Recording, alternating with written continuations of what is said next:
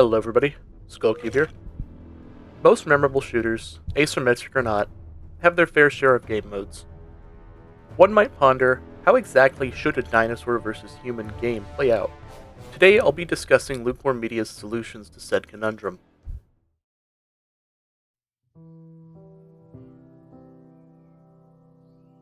The evolution of Primal's gameplay loop can be summarized in one word that I find to be practically synonymous with Lukewarm Media at this point. Ambitious. Despite launching in beta as a team deathmatch title, said game mode wasn't named in the initial reveal to the public. Instead, there was Power Grid, a capture the points type game mode, and Survival, a cooperative payload experience. The same 2010 website post also mentions single-player gameplay. This of course was never to be, however it would partially manifest in the infamous Primal Carnage Genesis, which in my opinion might have been the perfect example of Lukewarm Media flying a bit too close to the sun.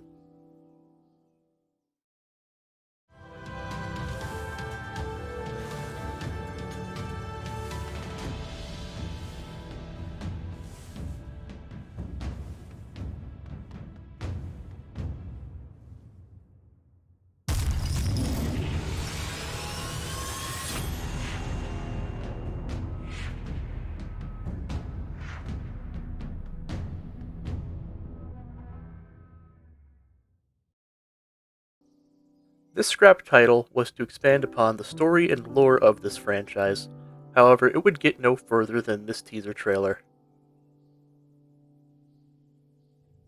Segueing back to true game modes, Power Grid, Primal's first attempt at a capture the points type game mode, was a 10v10 clash, slated to have 5 maps, each containing 3 points for the human teams to capture. Capturing all points would restore power to a radio station, likely to facilitate the escape of the human mercenaries. According to the original website, Power Grid would have 2 distinct variations.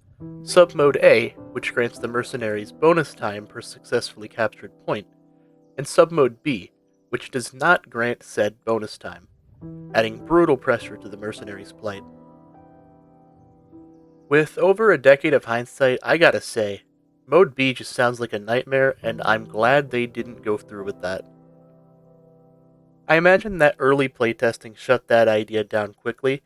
It really goes to show the work-in-progress nature of some of these pre-release concepts.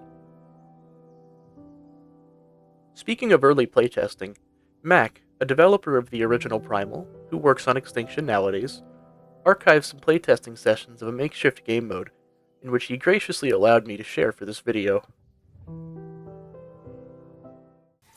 That's a good idea. That's so fast. We should crouch our way there. They'll never see us. Incognito.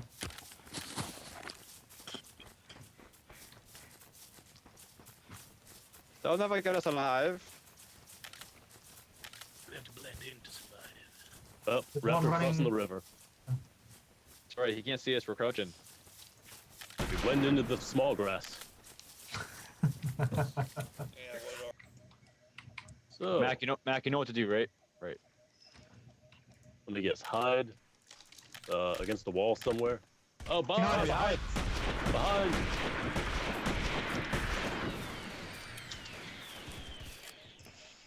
Oh, that went well. It's hard breaking up a group of humans. Sword focus. Come on, you ain't down on my watch. And I'm in. I'm in the T-Rex tank. Cover my ass. All right. I'm going in. All right, we're all making it. Wait, we gotta go back and get Mac in here now. We all made it. We won. Let's get Mac Come here. on. Oh, he I'm made it too. escorting Never him. mind. We're good. Wow, We're in. all 5. Yeah, that's 2 in a row. I do find it interesting that even this early on, the idea of the Rex rampaging in for the final objective seemed to be set in stone. By this point in development, Power Grid had pretty much evolved into Get to the Chopper as we know it, making it the final game's second game mode, with Team Deathmatch being the first. The other cut game mode, Survival, would not be so lucky as to make it into the original Primal.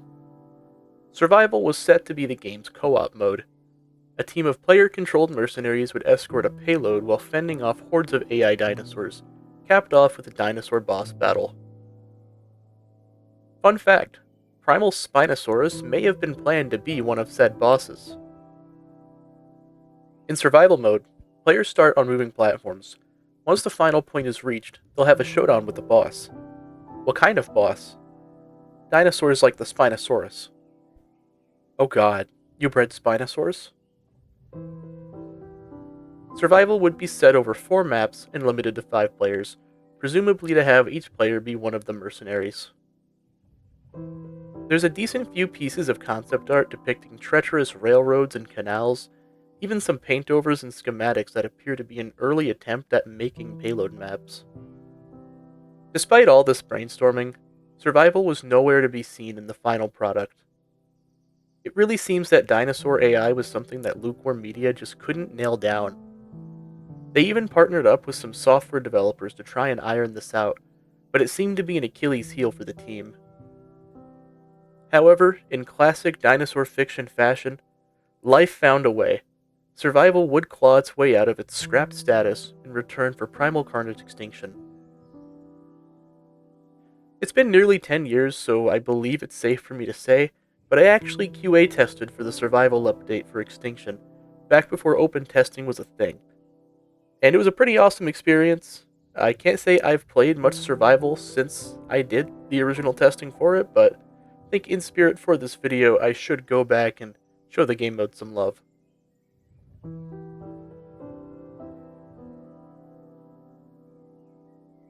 Primal Carnage would go live October 29th, 2012, only featuring Team Deathmatch.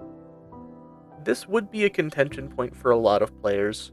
It would even come up in interviews during the game's initial hype train.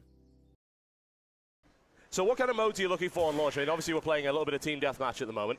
And that's pretty much what you're going to see upon launch. We really wanted to get the foundation right for an awesome dinosaur title, and we figured that this is what people were going to be playing more than anything, so we deliver that.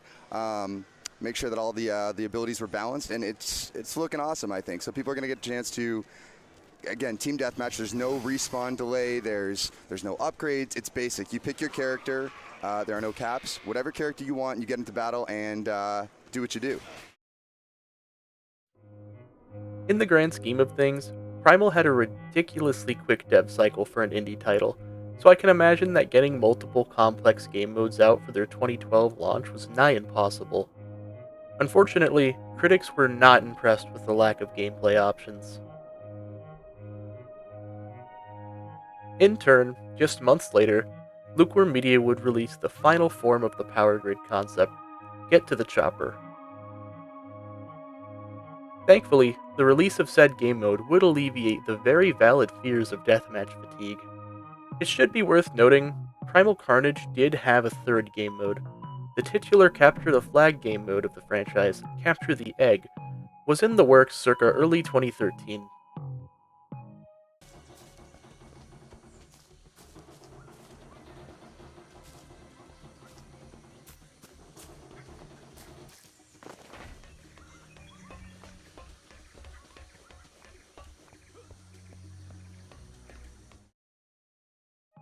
Humans steal eggs, and the dinosaurs defend them. The game mode launched with a single map, and it was quite easily the least played of the bunch. I honestly forgot about it entirely. Frankly, I forgot it existed. There's next to nothing on the internet really discussing it. No ModDB post, no launch trailer, nothing of the sort. This is what I meant by the speculative nature of post-launch development. By this time, most of the developer updates had moved to the forums. Despite many pages from this era being saved by the Internet Archive, ones discussing dev work are mostly lost, so unfortunately, a lot of this time period is frankly a mystery. All that being said, that about wraps up what I had to share regarding game modes. With that out of the way, the next few videos will finally cover the stars of this franchise. Thank you all for watching.